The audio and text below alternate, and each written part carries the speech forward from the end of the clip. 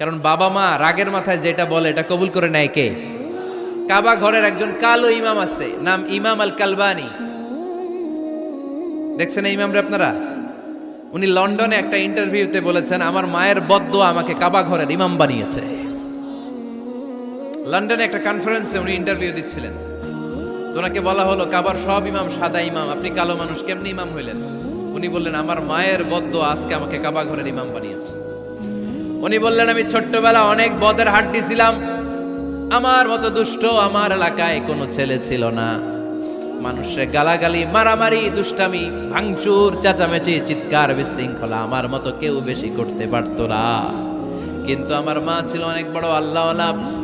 আমার মা জানতেন আল্লাহর কাছে দোয়া করার কত বড় পাওয়ার। আমার মা যখন আমার উপর রেগে যেতেন, আমার মা জানতেন রাগের মাথায় বদদোয়া দিলে বদদোয়া কবুল হয়ে যাবে।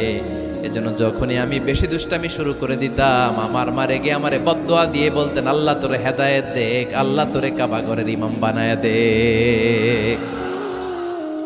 মা যখন রেগে যেতেন, রেগে মেগে উনি সব সময় বলতেন, আল্লাহ তোরে হেদায়েত দেখ, তোরে কাবার ইমাম বানায় দেখ। রাগে রাগে ভালো দোয়া করতেন। সুবহানাল্লাহ কইতে বললেন না? আপনারাও আপনাদের ছেলে মেয়েদের জন্য একটা ভালো দোয়া সেট করে নেবেন। রাগ আসলে ওই দোয়াটা করবেন, ওইটার উপরে জাল মিটাবেন, রাগ মেটাবেন ওইটার উপর। পারা যাবে?